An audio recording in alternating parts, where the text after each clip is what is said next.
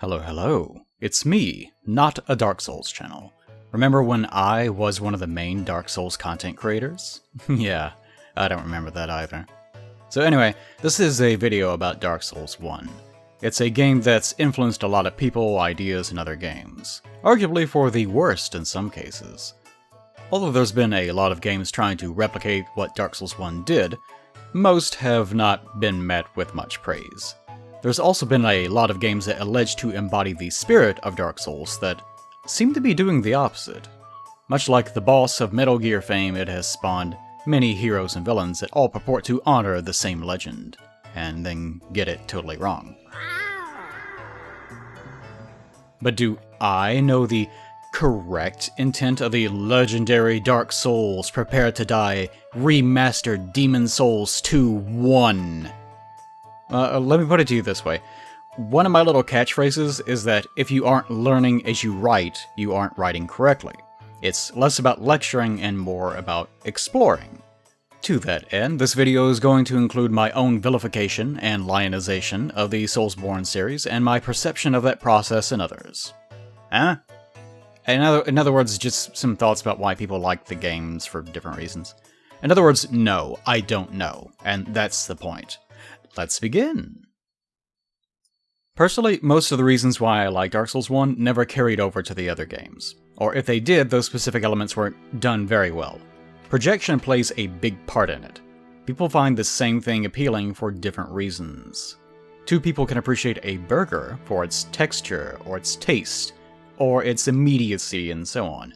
So when they make their own meal, the thing they like most about it will be the thing they try to recapture. The same thing happens with video games. The act of creation can split your direction. It's how you get the Devil May Cry series from Resident Evil 4, and then arguably something like Revengeance and God of War from the same split. People having different tastes and influences is how you get new stuff. It's also how you move on from a series. I created two Dark Souls 1 Let's Play series that total 58 hours and 46.5 hours. Then I tried to do an Elden Ring LP, and tapped out because I discovered I hated playing it. Which is fair, since I also hated playing Dark Souls 3. And I wasn't thrilled with Bloodborne. As the series evolved, we evolved away from one another. Tragic crying emoji here. Allow me to demonstrate. Recently I had a minor online tussle with someone. In explaining why people liked Dark Souls 1 in a thread asking why people liked it, I mentioned that the game generally is very fair, and even easy at times, and that it's mainly just punishing for being reckless. I was told I was wrong, that Dark Souls 1 is cheap and full of unfair quote-unquote gimmicks, like large groups of enemies in tight corridors, Tomb of the Giants, Darkness, Sen's Fortress in general, and the Anor Londo rafters. I suspect this was probably someone that started with Dark Souls 3, but I could never get proof of it. Anyway, I mentioned that Dark Souls 1 is an older game that shared more in common with what came before it than what came after. You're expected to change your gear and pacing, depending on what you encounter. If your weapon rebounds against tight walls, use another weapon, or toss some firebombs or something. If it's too dark, slow down, creep forward, and use a light source. If you're on rafters with nasty men, use a bow or a shield and spear. If you're in Sen's Fortress, then fucking die, or just be observant and plan out your timing instead of running into danger. But here's the important part. I was then told in return that because the Souls series is about boss fights and its combat, then Dark Souls 1 failed because it wasn't that. I guess Dark Souls 1 should have taken notes from Dark Souls 2 and 3 and Bloodborne and Elden Ring before they existed. Point being, the series is different things to different idiots. I mean, people. To this guy, that's what the games are. Boss fights and fighting. What about Miyazaki himself, the guy who headed Demon Souls and eventually became company president? Demon Souls was famously a rescue project. The original pitch goal for FromSoft was to create a spiritual successor to the Kingsfield series that would bring back a lost breed of action game. There was no agreed upon vision for the game though, so it got canned. Miyazaki asked to salvage the project himself, as if he failed. Well, who cares? I bring this up to highlight the fact that the core pitch, goal, and general premise was not his. It wasn't his baby. This was his first job as a director, because it was a project that the company wouldn't mind losing. It makes sense that as Miyazaki moved up his company ladder, that the games would change. If you aren't learning as you write, you aren't writing correctly. If you aren't learning what kind of game you like as you're making it, well, you get the idea. Dark Souls 1, then, I view as being Miyazaki both replicating the surprise success of Demon's Souls and taking some tentative steps to figuring himself out. It was his first real project. I'm not going to go into all these Sony ties and such, it doesn't matter for this video and everyone knows that stuff. But Dark Souls 2 and 3 were contractually obligated. Prior to Miyazaki becoming president of the company, they had to be made. Otherwise, I don't think they would have been.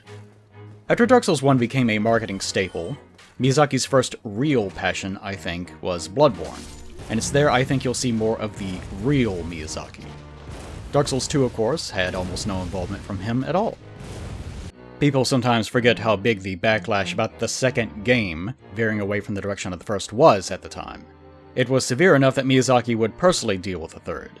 This is likely also why so much of Dark Souls 3 is simply trying to replicate the feeling of controlling Dark Souls 1, while referencing very little from Dark Souls 2. It was intended to be a love letter to the game that had founded the company's modern success. Although even then you can feel the desire for the game to be more similar to, say, Bloodborne's pacing and style than it was to Demon's Souls' pacing and style. But this is just my personal interpretation of why FromSoft games have changed so much over time.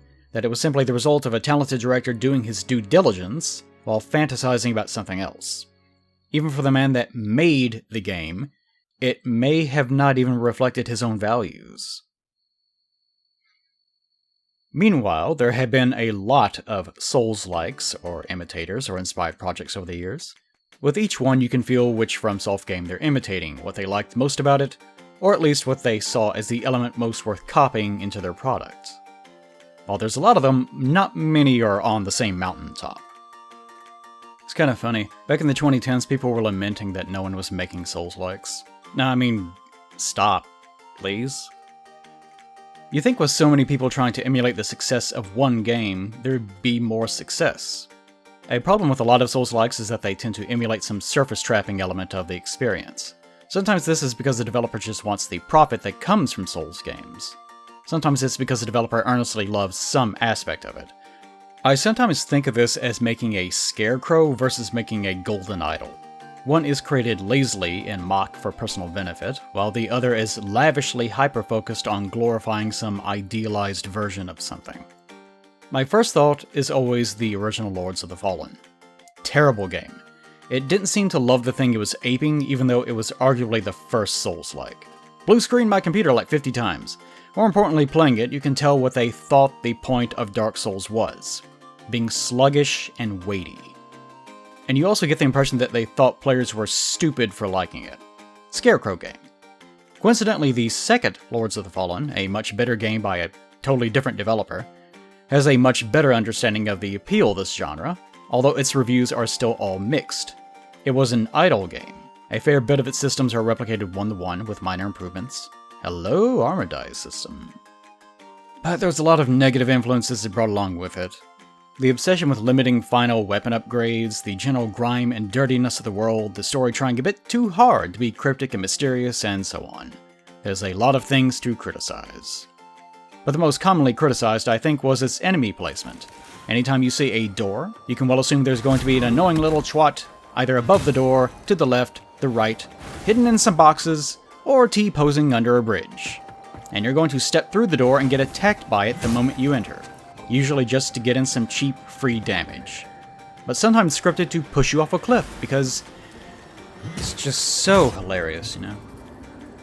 In FromSoft games, this has become so common that it's not even a surprise anymore. You always do an entry check, because the games pull that shit all the time. One might assume Lords of the Fallen drew the wrong lessons from this, because this happens a lot. Dark Souls 2 was also criticized on release for deploying giant mosh pits of enemies that all aggro on you simultaneously. Lords of the Fallen on release had a problem with that too. To their credit, the developers moved a lot of that crap to New Game Plus, and even changed some of the map layouts as a response to the criticism. Still, it's one of those moments of, I learned it from you, Dad! If you actually check the reviews of this game and others, you'll also see a lot of subjective, contrary complaints. the combat not being fast enough, or being too clunky, the world either being too garish or too grey, the bosses either being gimmick puzzle bosses or being spastic kill tornadoes. On one hand, we have boss rush games like Titan Souls, and on the other hand, we have Castlevania-like exploration games like Salt and Sanctuary.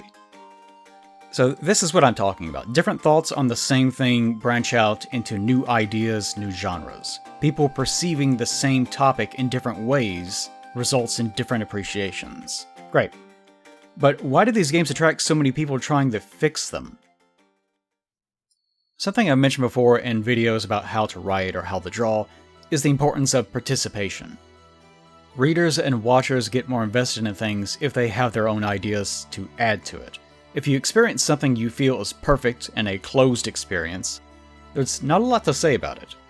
And you can't really make your own version of it because it's already been made.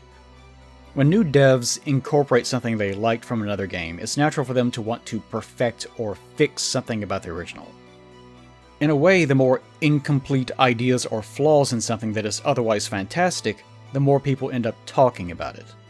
Let's consider big properties, like Star Wars, Harry Potter. Consider Dragon Ball. People with completely different tastes can all project onto it. And one of my art gripes, the one about Akira Toriyama's passing, I spend a good amount of time talking about this. But Dragon Ball attracts a lot of fan-fixing. That is, fans seeing problems in how the story is written and potential that isn't being realized, and trying to rewrite or amend details to improve the property in ways they could see the show developing. That's how Toritaro, or Toyble as he used to be called, got the job after all. Goku having his DNA stolen to impregnate an evil West Kaioshin to make Z-Core, who has a number so big it's even bigger than the other numbers. Wow! Often the fanfixing is wrong. Point being, fanfixing is easy because Dragon Ball is incredibly accessible and doesn't spend a lot of time developing its own ideas. As a result, there's a lot to fill in.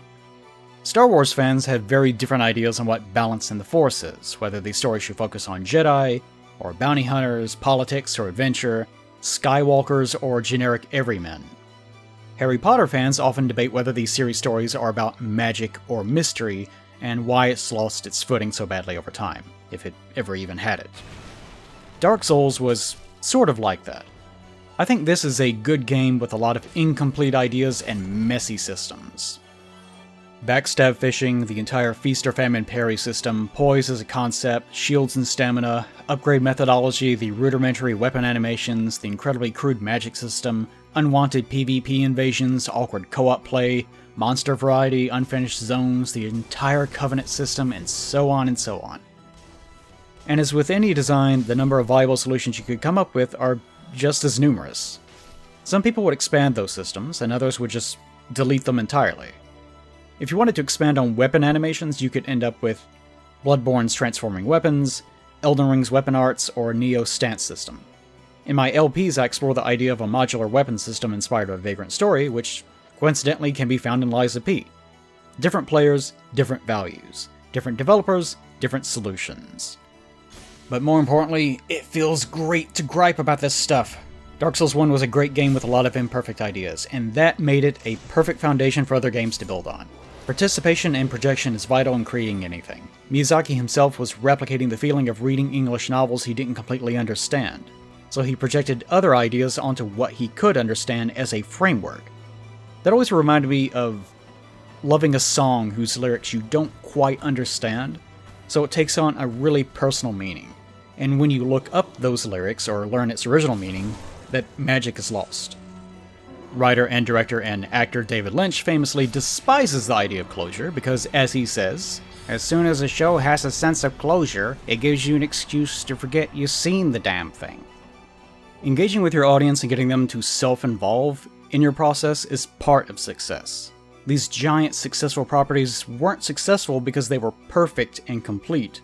Their imperfections and incompleteness, those blank sections of canvas, are part of the entertainment. Which is louder, a statement or a question? You get the idea. So players value different things, developers value different things. The guy who made it probably had different values than what he made at the time. And we do that because art and technology is not a static thing. It's a process of new innovations and perceptions. If you aren't learning as you write, you aren't writing correctly. It's what makes our nightmarish world go round. But all the games end up with some sort of takeaway that changes over time. Dark Souls' entire marketing strategy in the West oriented around the idea that it was the really hard game. And I think that perception of Dark Souls 1 has changed a lot in 10 years. So I thought we'd take a glance at the other games. What are they known for at this point? We all see different things in our experiences with these games, but what's the most generic way to look at them individually? Demons, I'd say, has a reputation for being the janky one, because it is, but that's part of its appeal. It's a game where all your equipment can break, you can get stuck in Black Tendency, you need to look up a walkthrough to upgrade a weapon, you can headbutt stun-lock other players indefinitely, a boss can siphon levels out of your character, and you can become nearly invincible a few minutes into the game. For some people, that's a problem. Others see it as a lot of stupid fun. It's like playing Morrowind by chugging drums of potions to turn yourself into an omniscient flying god that moves through the air so quickly that the game can't even load itself while you atom bomb every village into oblivion. It's that kind of fun. Broken fun. There's way more appeal to the game than that, but you'll get advertised to go back to Demons to have a weird experience that you can't get from the other games. Dark Souls 2 was known for breaking in different ways. The enemy placement, weird floatiness, the janky animations, durability issues, adaptability ruining your iframes, and so on. But it's also still known as maybe the best game to play if you want some version of co-op. The small white soapstone system never came back, and it is amazing. It's also maybe the most balanced PvP ever got in a FromSoftware game, which is about like saying lemon juice was the nicest thing you ever had sprayed into your eyes, but hey, it's something. Also, it's probably the best that Covenant's ever got. I didn't care for it on release, but I still go back to it for those reasons. It did a lot of things differently, and a lot of those experiments are experiences worth having.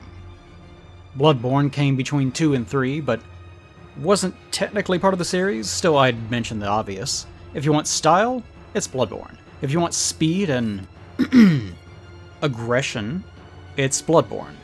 I can make a video on Bloodborne, but it's got a pretty obvious appeal. It's a cool game, with some equally aggressive fans sometimes. Sekiro is on the periphery of the community. In some ways, it's more of a rhythm game than a Souls game, so you don't see it come up much. Still, since so much of its combat revolves around its parry system and boss encounters, it feels more rule-bound of an experience than the other games. But it's maybe more known as being the stealth one outside of its bosses, or the really Japanese one, maybe? Also, if FromSoft dogs piss you off, you'll love getting your revenge in Sekiro. Dark Souls 3 is in sort of an odd place because it didn't really add a whole lot. Early, worthless weapon arts?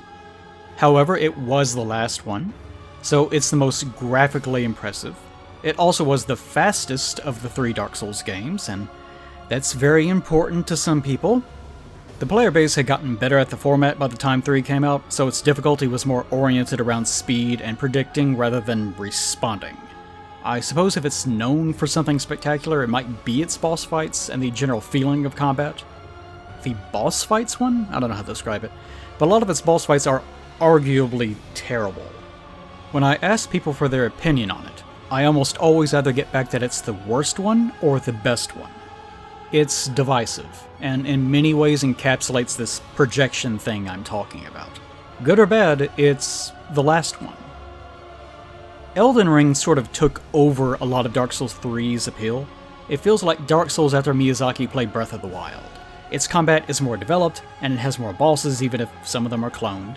It's open world, and bursting with investment money, so it has a lot of that general appeal I was talking about. It definitely does magic the best, which isn't saying much, and it has functional weapon arts. Its co-op is so pitiful that a seamless co-op mod has overtaken the base game as the most played version for some people. But it's also the latest one, so it's still the default option. If you're new to the series or just want a parking lot you can ride around in directionlessly for a few hours after work, it's Elden Ring. The open world one. All the games have some sort of why would I play that one pitch. It's how we've all collectively projected our values onto the series. So what about Dark Souls 1 then? What's it most known for now? Dark Souls 1 had a lot of critical acclaim, but a lot of that stemmed from stuff that Demon's Souls already did. The checkpoint mechanic, soul pile runbacks, the co-op and message system, and so on. In a lot of ways, Dark Souls is just a polished Demon's. And it was also piggybacking off Demon's success. Most of the things you can say about it are true of any number of other games, for reasons I laid out earlier. On release, it was marketed as being the hard game, because at the time, games were very handholdy. AAA titles routinely treated the player like a baby, because at the time video games were overtaking the film market, and this was how major companies thought they were inducting more market space into their products, by infantilizing the consumer. Famously, Miyazaki tried to conceal Demon's Souls' difficulty from Sony during their pitch. That should be telling about the state of the industry. Dark Souls certainly didn't hold your hand, and Miyazaki was also being himself and trying to find cute ways to die, so this spurred on the success of Namco Bandai's marketing strategy. Now, in the Bandai Namco era, I'd say most players acknowledge that while Dark Souls was a punishing game, the idea of it being the ultimate challenge was mostly marketing. Today, the game's appeal is vanilla ice cream. And by that, I mean it was the first game to stamp this concept of Souls gameplay into the zeitgeist. As a result, it's the most generically itself. And consequently, when looking at this game compared to all the others, it has the appeal of vanilla ice cream. It won't have a lot of weird, stupid shit in it that you may not like. Maybe it doesn't emphasize the one element you like the most, but it's the least likely to put a toe out of line. In 10 or 20 years, you'll hear kids complaining about how dated and generic the game is. It's another Ocarina of Time, a game that invented all the shit that Little Billy played last year. So to Little Billy, he doesn't understand why it's a good game. More importantly, the more times something gets referenced, the more of its identity erodes until it finally becomes the first one. This Evangelion cartoon is so full of tropes. It's like everything else I've already seen. Yes, Billy, yes! Sokath, his eyes uncovered! It's the basis of a genre, but just to double check my logic, I asked people on my Discord and Twitter how they describe Dark Souls 1. I got a lot of responses, but the two most common were about the interconnected world and the tone or atmosphere of the game itself. So, sure, it's the interconnected map one, for now, until another game explores that idea more than not at all. Then all it will have left is being the first one. But for the way people think about Souls-like gameplay, despite inheriting a lot from the jankfest that is Demons and a few other things, it really was the first one. When I asked my question about describing Dark Souls, alongside all those comments about the level structure and so on, I also got a lot of responses of, it's the one that falls apart halfway, or the one with terrible bosses, or the one with the best bosses. Lots of opinions, as discussed. But why did I like Dark Souls, or more accurately, why don't I like the other ones? Since I'm Mr. Fancy Pants video writer whose opinion is just so very important. Well, at first, I didn't like it.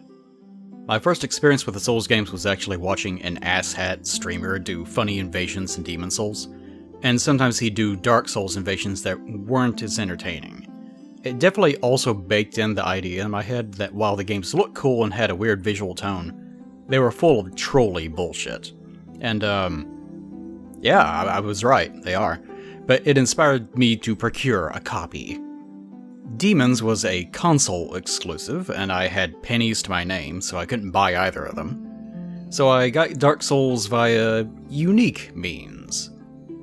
And I uninstalled it pretty quickly, because at the time I felt like it was unfair.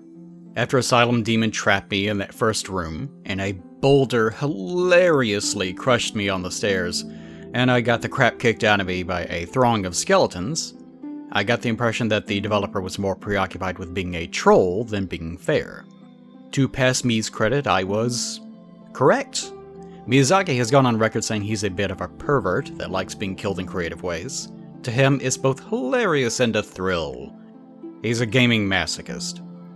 I'm the opposite of that. I hate being hit, no matter the circumstance. It bothers me a lot. If I feel it's unfair, I find it intensely frustrating. In real life, I really detest unfairness, probably from suffering a lifetime of it. If it's fair to get hit, I'll do everything to ensure it doesn't happen again. While it's certainly possible to go hitless in all the games, I find that you can do that in Dark Souls 1 while playing relatively normally. Shields being so strong, and thus enabling you to slowly watch enemies to learn their animations, helped a lot in that respect.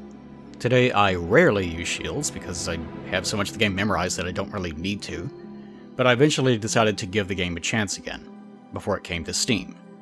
Once I got better advice on how to approach the game as a beginner, I started to enjoy it a lot more. And I enjoyed it because I could take my time and not get hit. And when I did get hit, it wasn't a matter of memorizing enemy placements and killing them before they could act. It was a matter of being careful. And because I tend to play things I like very slowly and deliberately, this appealed to me a lot. I also just liked the way the game looked. The first thing that really got me excited about either game was seeing the opening, specifically Nito. As you get older, it starts to feel like you've seen everything, or some version of it. I've seen a lot of skeletons, but there was something about the tone that felt very distinct and mysterious to me. While a lot of people are sick of looking at medieval armor and weapons, there's this sweet spot that I love. If it's too fantasy, I really despise it. I can't stand looking at World of Warcraft garbage. It disgusts me. If it's too realistic, it kind of takes the fun out of it. It feels like LARPing. Chivalry gives me kind of that feeling. Dark Souls is that sweet spot, where it's not meant to be realistic, but it's grounded in its own universe. There's a few more fantastical looking weapons and armor, but they're optional. Even a lot of the bigger silly weapons are just slabs of wood or rock. I'm also a huge fan of maces, warhammers, and certain kinds of polearms, like the Lucerne. At least for a good portion of the early game, those are viable options. As I played, I discovered I liked certain characters. I liked Siegmeyer for being a silly guy. I liked Laurentius for being a sweet boy. I liked Lautrec for being a mustache-twirling asshole. I also discovered I liked having questions and discovering that I had answers in the form of item descriptions. But the story wasn't rubbed in my face with unskippable cutscenes. I find I really like games that aren't constantly screaming at me to put in my maximum effort, or are trying to push me to the limit or demand my every millisecond of adrenaline-fueled attention. And despite Dark Souls expecting me to not be an impatient doofus, and having the reputation of being hard before it released in an era of handholding, it's kind of easy most of the time. So yeah, in a general sense, I liked how it looked, I liked the speed, I liked the presentation, I liked that it respected the player's intelligence. I liked that I could do silly shit like kick enemies across the map, or repeatedly parry Havel to death over 5 minutes, or toss a skull into a fire and have a giant warthog turn itself into baked ham. I like that you can do things. It's not a game about perfecting a skill set, it's a game about dealing with problems in any number of ways. And honestly, it has enough oversights in its design that I could exploit a lot of solutions. If you want to toss on a grain ring, strip nude, and fight Artorias with a broken sword to show off how big your video game PP is to your absent father, you can. If you want to equip Havel's shield in your Let's Play, to make yourself completely invincible while you explain Artorias' lore to his face and ignore all of his attacks, you can. The game doesn't care, and honestly that's probably the best thing about it to me. I can just have fun at a pace I decide. But I don't like all of it. I've been talking to you this whole time about all the ways people have wanted to fix Dark Souls or expand on it. I didn't make months of Let's Plays of this game with me talking about how great it is. No, I complained. I griped. Why? Because it's fun. Things you love are worth exploring. Questions are louder than statements. And you don't tell the audience who killed Laura Palmer. Thinking up answers, solutions is fun. That's why. So the question isn't really what I love, it's what do I hate. Don't tell. But it's a lot. I often have this mental divide in how I think about how people have fun in games. To use a Minecraft example, I'll call them survival and creative players. Survival players like being given some sort of objective. A bar to fill, a value to complete, a boss to kill, and an achievement for doing it perfectly, that sort of thing. Creative players tend to find ways to amuse themselves. They'll fill all the bars and value, sure, but they'll also spend an hour ragdolling corpses into a giant pile, or throwing 100 prism stones on the ground to lure other players to reward, or spend weeks with other players handcrafting a replica of the Enterprise D. This isn't a hard divide, it's a spectrum, but I found it useful in figuring out what other people's problems are over the years. Recently we were playing 7 Days to Die, and our group insisted on having creative mode on, so we wouldn't have to be bothered with the so-called real game. We were told we get bored instantly, and we didn't because that's just not how we think or play games. I've had the same experience in most survival games that have a building system. I want infinite resources to build cool stuff, and the entire survival component to the game can be safely thrown in the trash where it belongs. Some people need the constant reinforcement of being told to do things. They need resistance. They need games to be difficult or even have unplanned challenges so that there's something to do. And when they've done all the things they were told to do, they're done. I can see the appeal. Vintage Story, from what I understand, is a great example of that mentality. It's similar to Minecraft, but leans hard survival. You have to work your ass off to build something. But when you do, it's a big accomplishment. And that's the kind of shit I fucking hate. Parallel to players like this are players from Diablo and Destiny and stuff like that. Looters. I hate listening to community discourse around looters. Drives me crazy. It's like listening to people with long legs discuss the best way to saw their own feet off. My character feels too complete. Delete my guns. Time block the stuff I don't own so I can't have it. My one's name is orange already. Add a red one that does exactly the same thing that only drops 1/1000% of the time you kill the final boss. My face isn't being fucked. Someone please fuck me in the face. Why isn't anything fucking my face?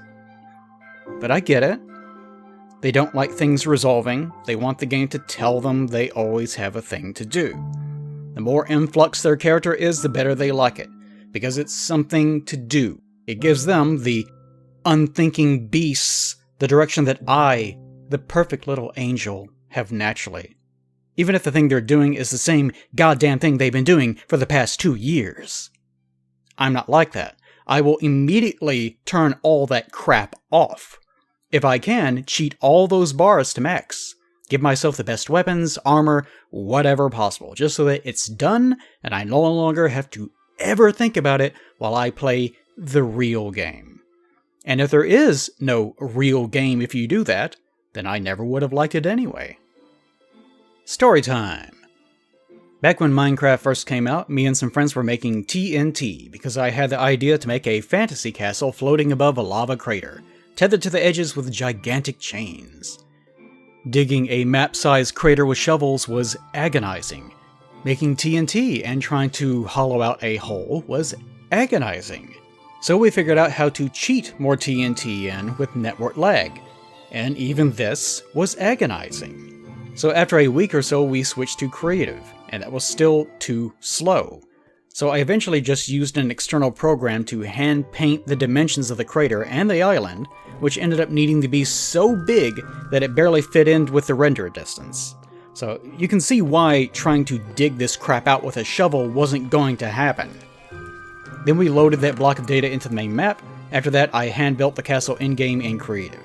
And I still think about that dumb castle. I had a great time making it.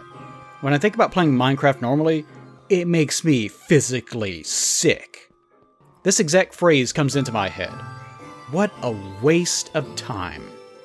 They're both wastes of time, though. It's all a waste of time. But I enjoy doing it. I love coming up with silly plans. I love making stuff. I love goofing off. I don't like being told what to do, and especially not exactly how I'm going to do it. If it's a puzzle, that's one thing. But the moment a boss fight becomes so preoccupied with fine-tuning precise commands within fractions of a second in order to make it extremely challenging, you have completely lost me. Because it's no longer fun, it's work. And that's all core to why I like Dark Souls 1 and don't care for most of the rest of the series. I know you don't care, but, context. Dark Souls 2 rubbed me the wrong way because of the prepare to die. Dark Souls is so hard, you'll die over and over and over again marketing campaign. Which resulted in 2 being a little too obsessed with this idea that it needed to find new ways to be marketable. It developed a reputation for having unfair enemy spawns because that's exactly what it did. Remember when people made a big deal about that one hammer Drake Keeper having infinite stamina? God, that feels like people complaining about Oblivion's horse armor these days. I still like Dark Souls 2 alright, but I was excited to see what Miyazaki would do on his own project, because I was still under the assumption that he would make something I loved. And then he made Bloodborne. Needless to say, Bloodborne isn't my kind of game.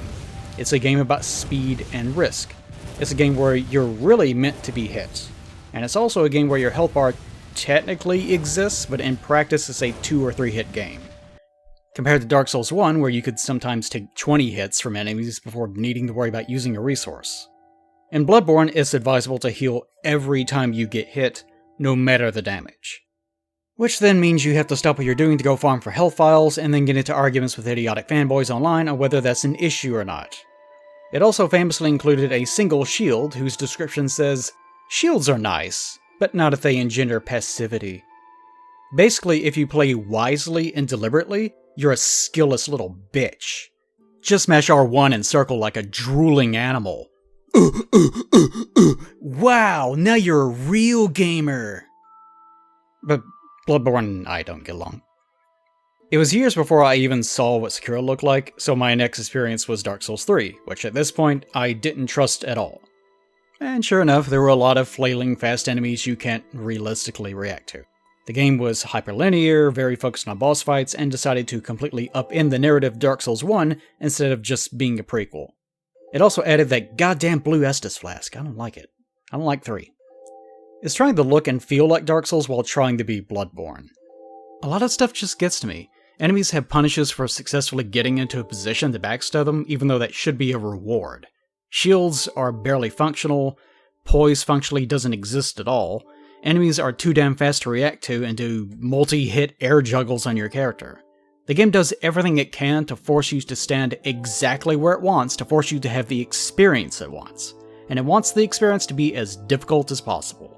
More importantly, Miyazaki wants to achieve full mast as he dies. Hey. I enjoyed the first part of Elden Ring, and by the first part I mean Limgrave, parts of Limgrave, mostly fighting the guys around Stormgate. So at this point in FromSoft history, they had moved out of the camp of difficulty is a result of respecting the player, and all gameplay must inherently be fair, into the camp of fuck you, it's time to input read. The game famously cheats out of its ass in an attempt to be hard. Elden Ring has this need to meet a death quota per area. Almost like the developers are insecure about the thought that you might get through an area on your first trip without dying. The most accurate word I can think of for this frantic, insecure need for the player's death is pathetic. It's not even difficulty anymore, it's a pathetic clamor to stay on brand. But you can also completely invalidate the gameplay by spamming the right spell or weapon art, which is one of the few ways you can get through the game with your sanity intact.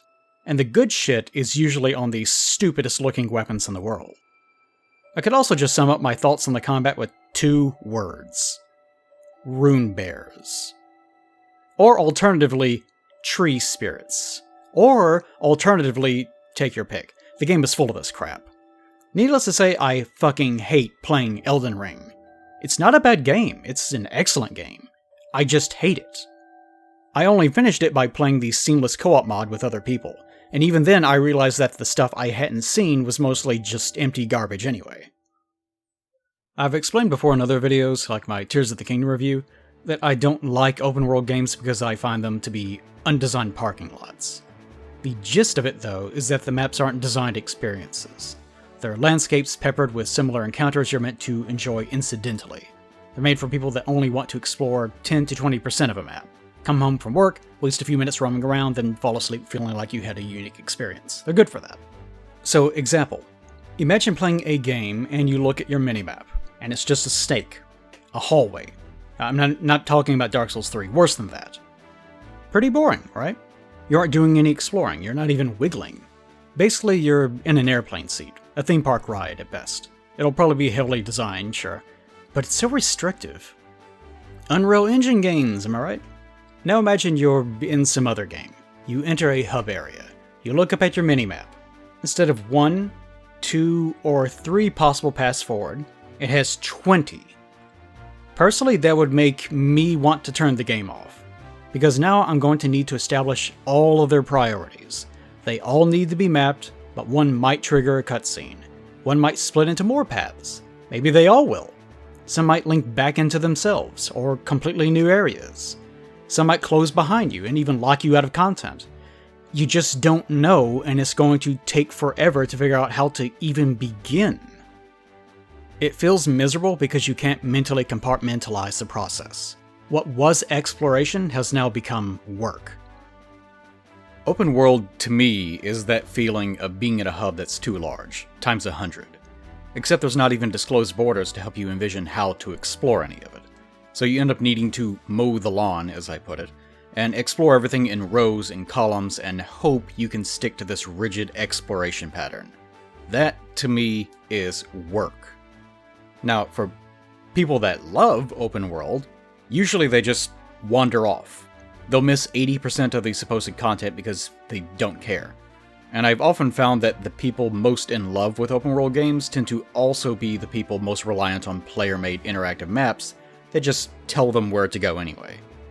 It doesn't help that Elden Ring refuses to acknowledge if you finished an area or picked something up. Instead, it throws some stamps into your face and expects you to keep track of its 1 billion weapons, spells, items, armor, and so on. It is work. As a reminder, I'm the guy who talked for an hour about the timeline of Dark Souls 1 because of a small pile of unused bricks. I don't want giant, meaningless content. I much prefer what I'll call closed world design. Not corridors or hallway designs, but interconnected, well-planned areas that are medium-sized but still dense with things to do. Like the older 3D Zeldas, or the older Final Fantasies, or Dark Souls 1. Basically when a game is trying to look big, while having the limitations of needing to be small. It's when games can be as large as they want, that they tend to become more preoccupied with marketing shots than their own design. But you can probably notice a general theme with my various gripes. I want to relax, not to have a pacifier stuffed in my mouth. I appreciate designed resistance. I just want to play a video game. Remember those? Not challenge simulators, not death matches to prove my worth to the world leaderboard, not string compilation generators. A fucking video game. What about Dark Souls 1 then? Perfect game, right? No. One of the reasons I was so excited for Dark Souls 2 was because I was excited about the ways it could improve. And just because you enjoy something doesn't mean it's perfect. And as we discussed, your idea of perfect can be different from mine. Some people are tempted to say things like, it was lightning in a bottle, which is another way of saying, I don't know. Reminds me of, what is mankind? Let us look at the root words, mank and eind. We don't know what either means, and similarly, we will never understand mankind. So, first off, for me, I love the game up until the end of Anor Londo, like most sane people. It's when I usually stop playing. New Londo is fine, but a little congested. It's probably the best of the 4 late game areas. Izalith is an unfinished, blinding mess with one of the worst bosses in all these games. Tomb of the Giants is a bit irritating. I got to where I could run through it without even using a light source, but those beast skeletons don't like me. I don't like them. We don't like each other. And I loathe the Archives because I am a completionist by nature, and Archives is only palatable to someone who sprints past all the alleged content.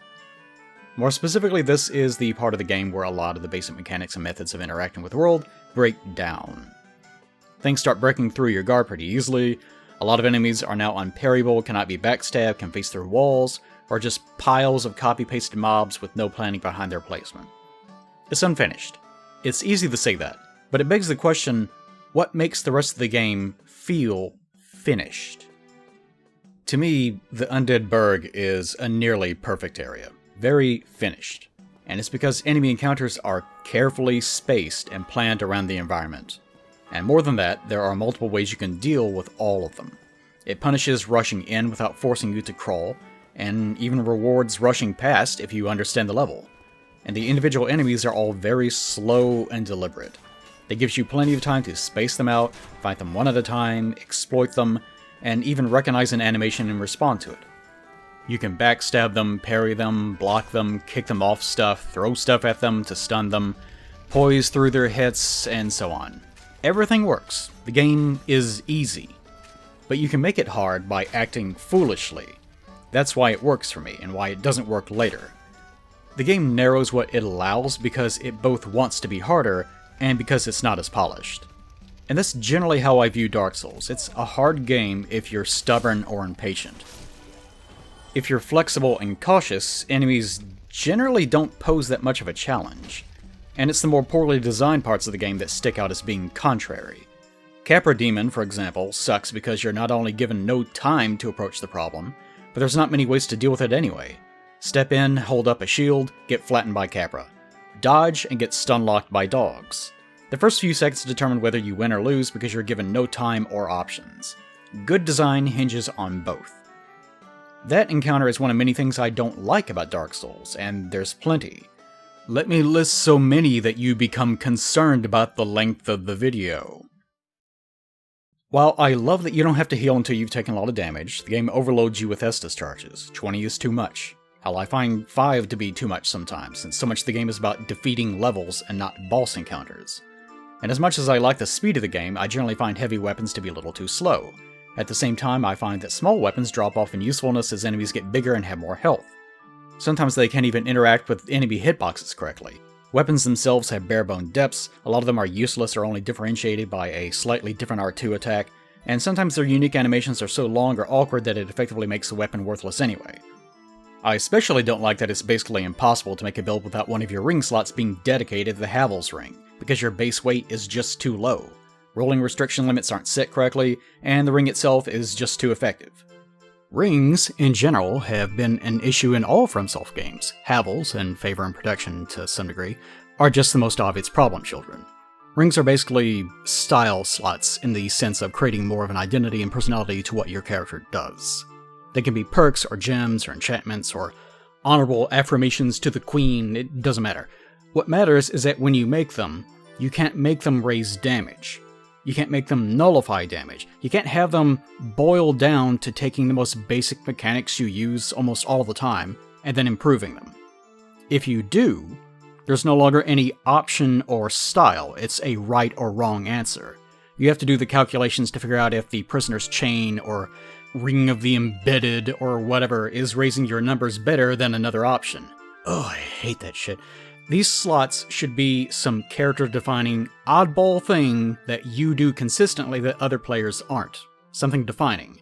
And yeah, designing those so that they don't orient around numbers in a game, which is just a computer handling values, I know, is next to impossible. Arguably, you can't make a system like ring slots without it having a best-in-slot option, or red, blue, yellow, or so on versions of the same damage increase depending on what color skill you're using. I know. But you can try. And Dark Souls didn't try. Numbers in general annoy me a lot in Dark Souls 1. A great example of that is the entire concept of strength versus dexterity. It's an okay idea. If your character is nimble, they swing swords faster. If they're strong, they break through guard more easily. But that's not what that means in FromSoft games. In FromSoft games, all weapons are arbitrarily given requirements and complicated scaling grades that often lie about their own meaning, to reinforce the idea that you should either be a ninja or a lumbering caveman, one of those two things. Either you're just not allowed to use your weapon at all, or it does such a pathetic amount of damage that you need to restart your playthrough to fix your character. And in Dark Souls 1, there is no reroll option at all. To speak nothing of how hard-assed all these games, and even their imitators, are about allowing you to explore your horizons. It's like being screamed at by your career advisor to give up on all your interests but one of them. Point being, Dark Souls 1 doesn't handle level-ups very well. It is heavy-handed in approaching what its stats do. The entire concept of damage stemming from two major damage stats that then appropriate every weapon in the game, and sometimes invalidate them as options, is antiquated and has no purpose. Dark Souls 1, in other words, is dominated by numbers, even when it doesn't need to be. It reminds me of poise. And while I like poise, it wasn't handled well in Dark Souls. Not that it was ever done well in any of the other games, but it had an especially absent-minded design in this one. The same goes for shields. Since it's only tied to stamina with no other mechanics, there's no real balancing to most of them aside from their weight. FromSoft never even tried to fix shields. They tried to make people stop using them, which isn't the same thing. It also doesn't speak well of your dev team when you insult the player for equipping the thing you failed to design correctly. Shield's engendering passivity is your fault, FromSoft. There are a lot of ways to make shields less about holding down one button to make yourself invincible. Shield bashing, interweaving offhand hits, parry buildup, status transferring, disarm attacks, poise recovery actions, stance locking. You just didn't do it. Sure, in Dark Souls 1, raising your shield can totally nullify damage, but it also locks you in place and ensures the enemy can just keep attacking you. Meanwhile, ninja flipping covers more distance, also completely nullifies damage with 100% mitigation, relocates you away from enemies, forces them into resetting their animations and enables faster recovery, and enables counterattacking and even backstabbing. All for a tiny sliver of stamina. Yet somehow, shields are the problem? Not the magic circle button that solves every issue? To me, mashing one button to deal with every problem is way more of an engendering issue than bravely standing your ground. How about some descriptions like, dodging is nice, but not if it engenders cowardice? Or, a fool hides behind a wall, but a dead fool thinks he doesn't need one. Or, invincibility lies in defense, the possibility of victory in the attack. Sorry, that was just Sun Tzu. I guess he didn't know that defending your personal space is just nice. Or maybe all those ancient military columns of soldiers were all bloodborne dodging in unison. Oops, sorry Miyazaki. No, shields didn't do anything wrong. It's because Miyazaki obviously has more interest in making games more visual and action-focused. That's it. Anyway, sorry. I've hated the shield debate for the past 10 years. Some of the areas in Dark Souls 1 are too constrained, so the camera is usually doing more battle with the walls than you are. And, you know, tangential to that, can I say how ridiculous it is that almost every enemy of the game has the same counter? You just circle around them. None of the AI can deal with it. And because backstabbing is obscenely overpowered, a lot of Dark Souls 1 combat feels more like an exploit than an actual combat system. You can tell that they designed the game expecting you to face down your enemies by locking onto them, and it just didn't occur to them that you can just walk around a guy and tap him on his shoulder. 'Cause it's easy, and it does a lot of damage. It's a big oversight in how they handle combat, and they never actually figured out a solution for it. Modern enemies either turn off your ability to outmaneuver them entirely, or just flail around so much that they don't have a back, exactly. And that's because their combat system isn't robust enough for it.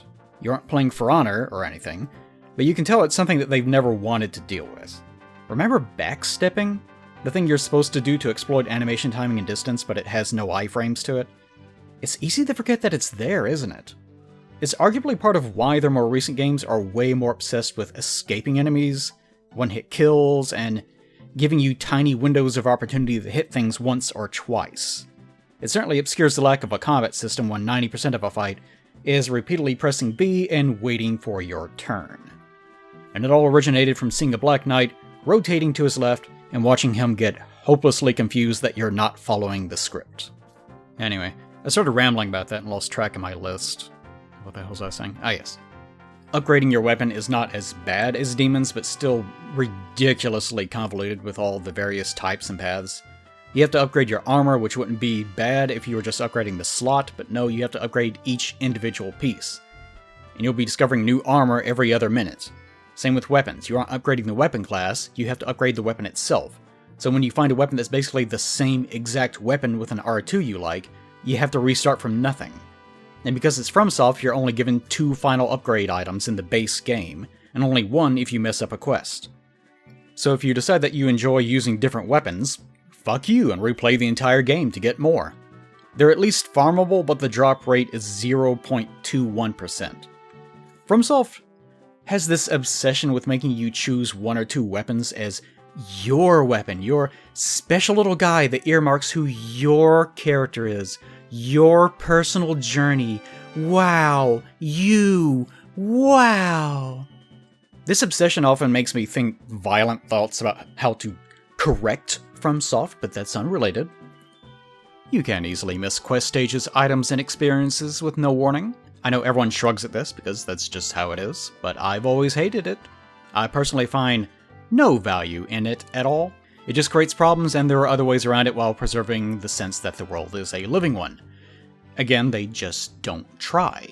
In fact, during the editing of this video, an interview came out from PC Gamer in which Miyazaki admitted that their quests are getting so convoluted that following a guide has become the default for a lot of players, and that perhaps,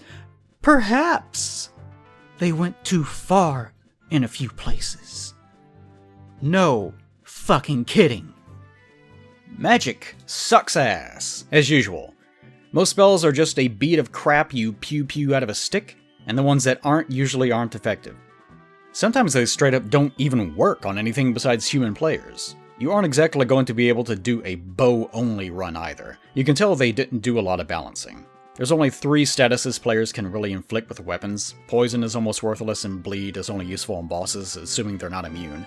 Toxic has the same issues as Bleed, it's even more difficult to proc. But that loops back into how overly simple the weapon system is. The humanity in Soul Pile system also has a lot of problems. If you die while playing co-op, you have to return to being human to continue playing co-op. But you dropped all of your humanity in the process of dying. That means you need to get your soul pile to regain the humanity you need to become human again. Which means replaying through the level solo to the point you died, and then backtracking to the bonfire to resummon so you can replay the level again. Or you can use a hard humanity as opposed to a soft humanity in order to regain enough soft humanity to use at the bonfire to access co-op again. It's a stupid system. Obviously it improves a little in the future, but we're talking about problems I had with one, so, you know, like not being able to light a bonfire in co-op. Why? Why? It got fixed later, but why even have the thought? It would also be nice if the white soapstone had been placed a little bit earlier. If you play normally, you can't co-op until you've gotten through the entire Berg and Taurus Demon and then managed to get past Hellkite. It's pretty early and you can wrap around the entire map to get to Solaire before doing Berg, but it's messy. Not a big deal. It's just a pacing thing.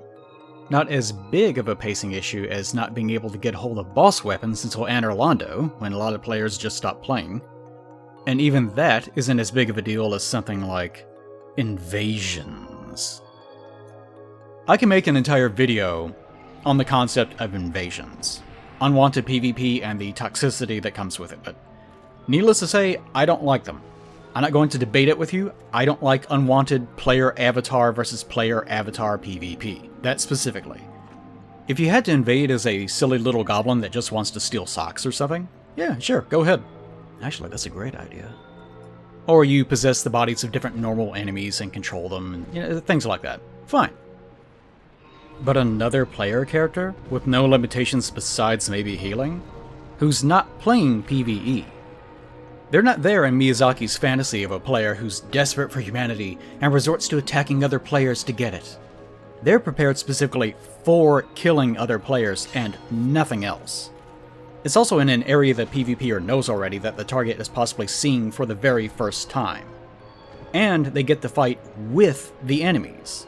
You know, the ones that are already designed to give the developer a stiffy by killing him unfairly. Remember those guys? And the PvPer might have thousands of hours of experience doing nothing but that, with no MMR system to govern any of it. Just a system that prefers targeting hosts that have mobs of equally toxic co-op buddies to, in turn, be toxic right back at the invader.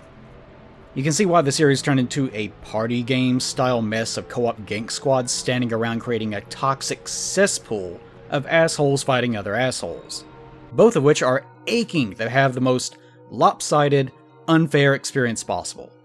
All the while ego-stroking on online forums that they're the backbone of the game's experience and everyone should be thankful that they're there to ruin it. I heard this sentiment a lot before Elden Ring came out, when invaders were concerned that there wouldn't be an invasion system. Their argument was that I, the invader, am what the games are about. I'm the planned difficulty. I'm doing new players a service by teaching them how to play the game by kicking the shit out of them. Sure, I'm carefully evaluating and exploiting the evasion mechanics to ensure I always have an advantage. But after that effort, I deserve to invade confused middle schoolers.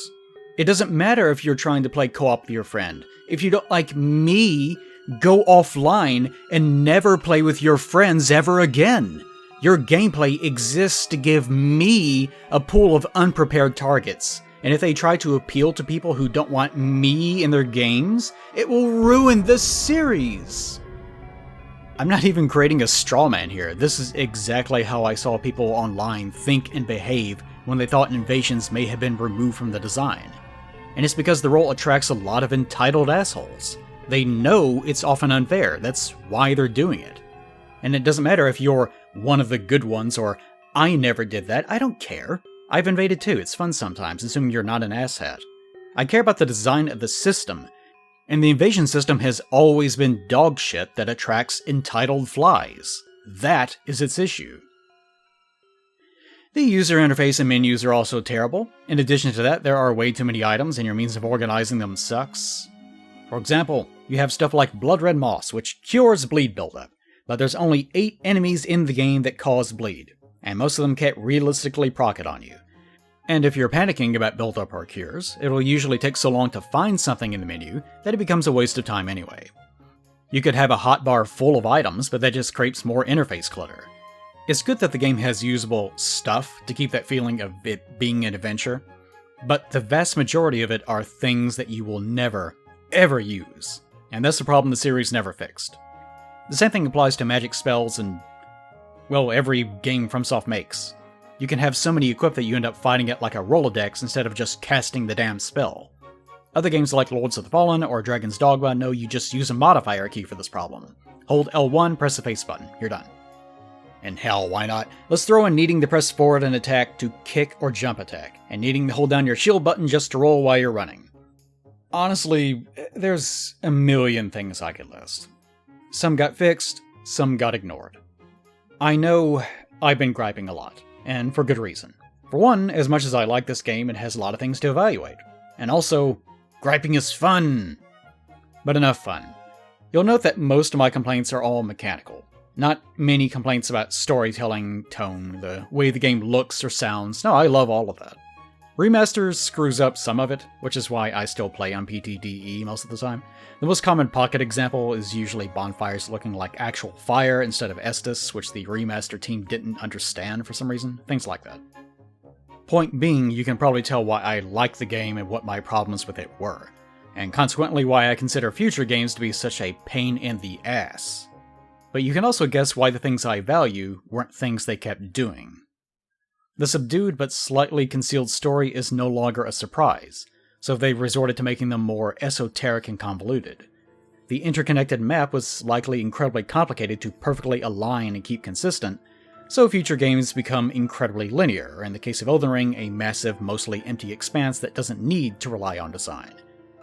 And as players became acclimated to the brand of difficulty, eventually cheating or outright unfairness became the only way to provide a new challenge. Giving enemies obvious tells with 5-second long wind-ups to their attacks wasn't an option anymore. Not unless they do that shit where they hold their weapon above their head and chase you around until they can do a 1-frame attack animation. Cheating pieces of shit. Thus is my hate. So what exactly would I do at the helm? Me. Look at me. I'm the developer now. Everyone else is making games with their own values. What are mine? They aren't action-packed, dodge-oriented gameplay, that's for sure. Firstly, I feel like no one would like my game but me. But that's fine. I'm not making this fake game to make fake money with fake mass appeal. I'm doing it for the fake satisfaction. So what are my core goals? Of all the stuff I've rambled about, what's the most important to me? The answer to that is pretty easy. It's fairness, followed by that feeling of unpanicked exploration. Pretty much everything else will flow through that. Enemy animations would all be something you could see and react to, even if you've never seen them before. No torch hollows command dashing through 3/4 of your health. A lot of that also hinges on the player having slow enough animations that your attacks are just as deliberate. If you have time to press a button, look over and see another enemy and think, ah crap, I shouldn't have done that. I'll get hit in like 2 or 3 seconds. Then you're probably on the right track. Probably not quite that slow, but you get the idea. I'd also want the healing to be more of a reflection of that deliberate behavior. In most of the games you either have crafting, grass, life gems, humanity, or so on, that can technically give you infinite healing. It's more just a matter of choosing when to heal in the middle of a fight. I actually prefer it the other way around. I like the feeling of moving through a planned level, realizing I won't have enough healing to reach the next bonfire, and needing to either turn back or risk moving forward. I prefer a game of fighting the level, not bosses. So I'd probably limit the healing to 2 to 5 times per level, and keep the bonfires spaced out a good amount. None of this Dark Souls 3 crap of being able to walk 20 seconds from one checkpoint to the other. The act of healing itself, and even equipping and de-equipping gear, would probably make your character stop, crouch, and go to an animation that can be interrupted. Oh, I know you're alarmed. Let the concern build. It gets worse. I'd also want to focus more on confronting enemies directly instead of rolling around them. Shields would need to be less of a button that trades stamina and mobility for invincibility, and more of a developed system that's about sidestepping, poise buildup, damage mitigation, and standing your ground. I'd certainly get rid of the rolling animation. Always looks stupid, especially in armor. You should be back in sidestepping. I'm also very tempted to get rid of iframes entirely. But I'd like to be able to play a ninja from time to time. I just don't want the problem every other game has where the glass cannon naked guy dodging everything option is the obviously superior option that quote-unquote only the most skilled players take. Fuck that shit. Let it be a challenge to try it at all, since you're totally abandoning your defenses.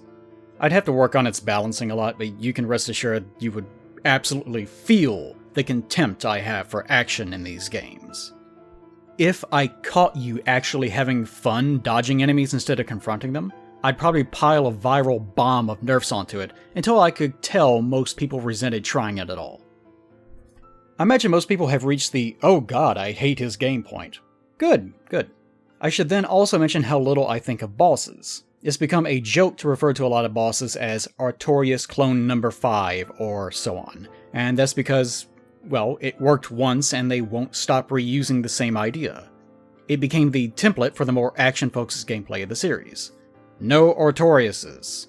I like Asylum Demons. I like Taurus Demons. I like Gaping Dragons.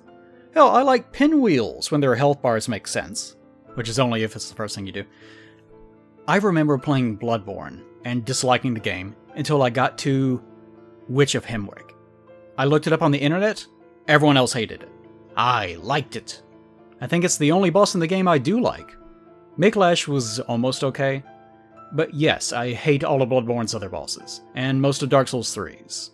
And I do not like Sanctuary Guardians, or Manuses, or Dancers, or Souls of Cinders, or Millennias.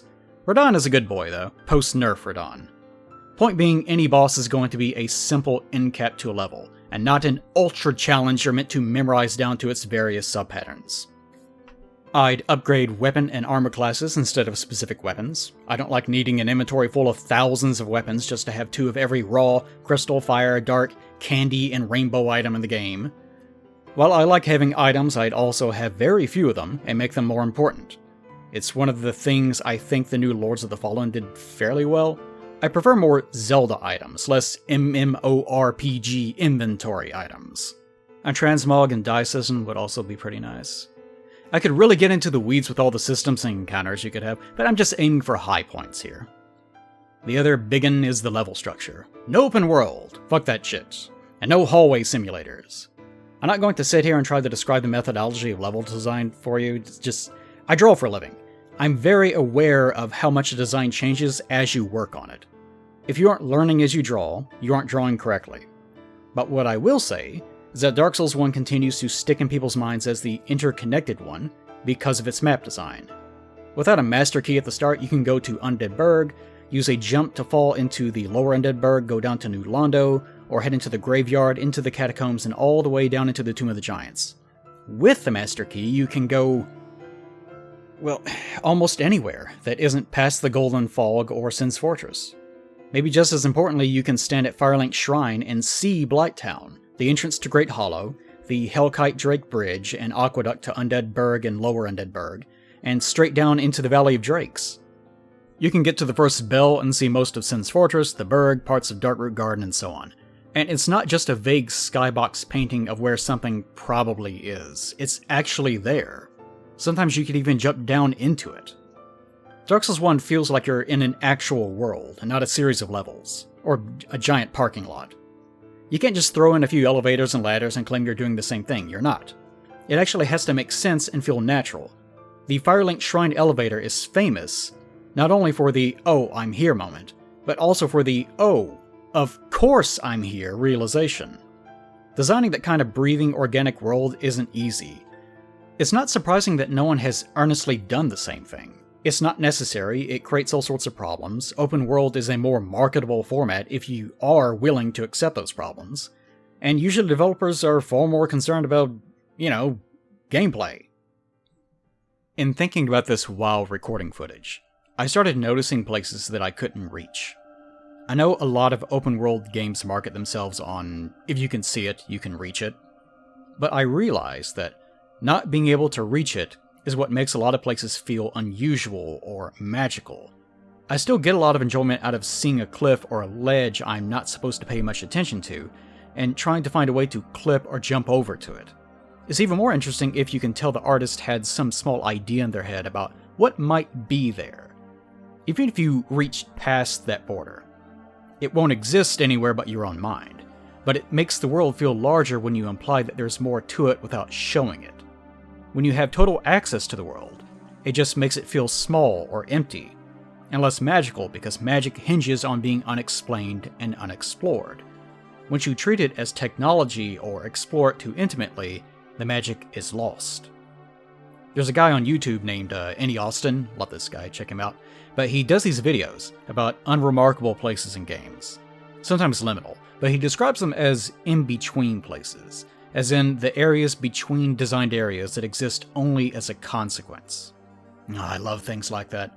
The hint of intent, and sometimes the mystery of an incomplete idea, or the implication of something beyond what you have access to. The experience of a world, not its size or its length. But I've always placed more value on experience rather than challenge, and immersion rather than mechanics. That's part of why I enjoyed the story in one and mostly ignored the story in others. To me, the NPC stories are more human, more approachable, and empathetic. That's how I'd like to write my characters. Laurentius was an abused outcast that was still a gracious man to everyone he met, but couldn't find a proper goal for himself.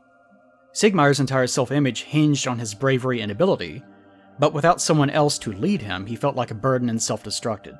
His daughter wasn't even undead, but tracked him across the entirety of Lordran just to preserve his honor.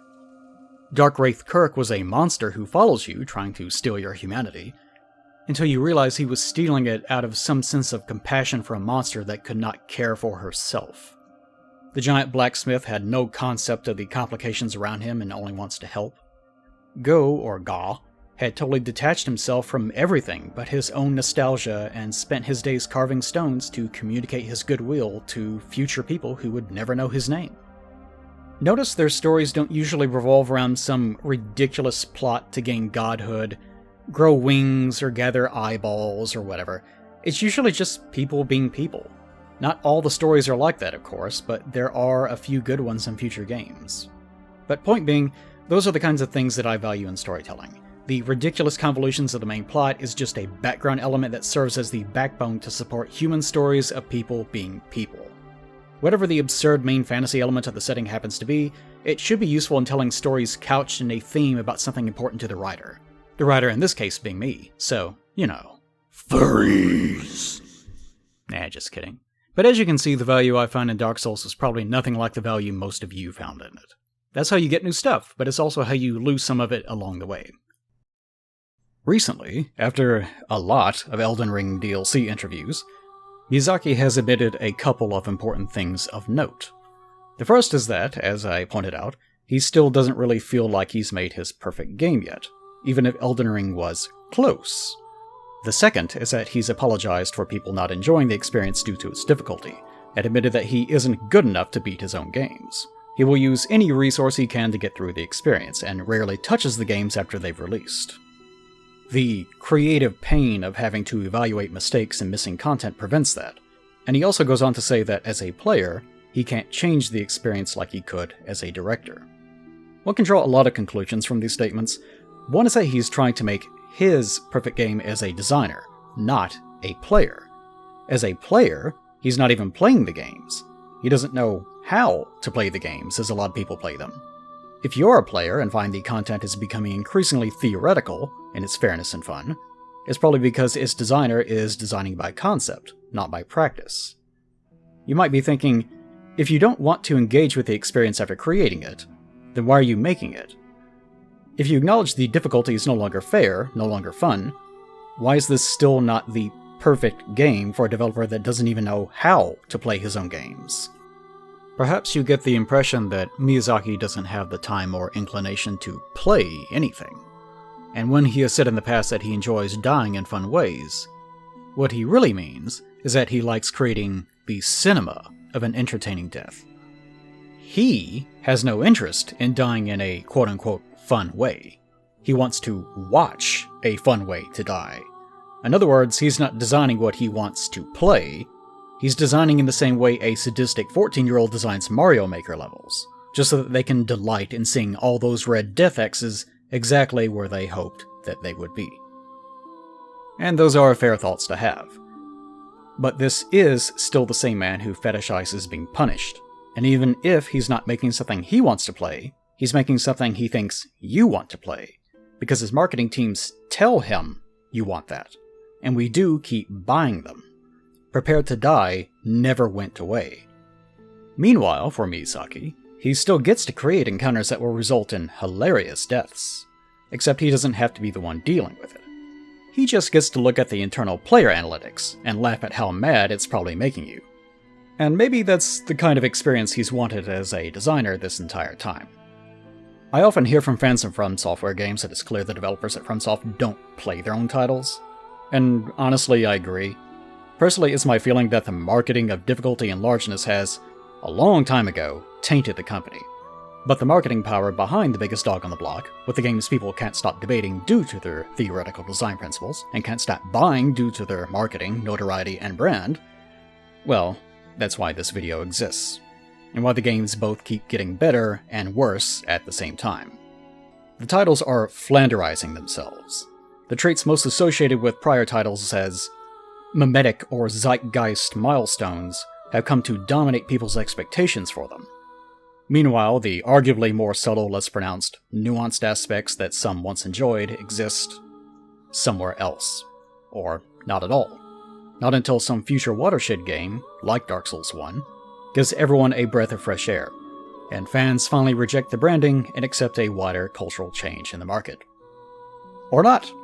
That may not happen. Personally, I hate playing Elden Ring. I hate what the games have turned into. But most people probably still love the direction the games are going, and if the next one is even more difficult, so much the better.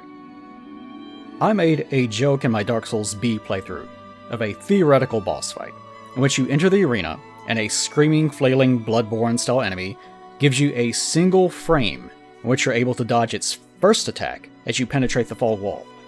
If you fail, it screams in your face repeatedly as it slams you around the arena in an uninterrupted combo. This continues in what is effectively a cutscene for a few minutes as it pins you to the ground and just keeps screaming at your dead body until you turn into paste. Then the developer, me in this case, fades into view alongside the "You died" message, asking in a pleading, mocking voice, "Why'd you die?" Yes. Why did you let that happen? That's what the games feel like to me, and each day it feels like people are getting more and more crazy. Because it makes no sense to me. And one day my joke will be a real FromSoft battle, and people will praise it for being something that they needed to spend 4 weeks practicing to finally beat. My reward, by the way, was a non-unique penny that is flicked into your face. You know, to really hammer in the fact that you just wasted your life, and the game has nothing but contempt for you having done so. But those are my personal feelings, not yours. And some of what I hated probably overlapped with some of what you hated. Some of what I liked probably overlapped with some of what you liked. But the thing I would have made isn't what Miyazaki made, and neither is what you would have made. And I do think that says something about the way we consume media, and even share our time together. We're always looking for some perfect other, some flawless experience that will complete the incomplete. Sometimes we find something that almost does. For some of us, finding those experiences we can consider perfect for us is easier than others. I feel like people that have that incompleteness are often compelled to create in order to explore their missing ideas.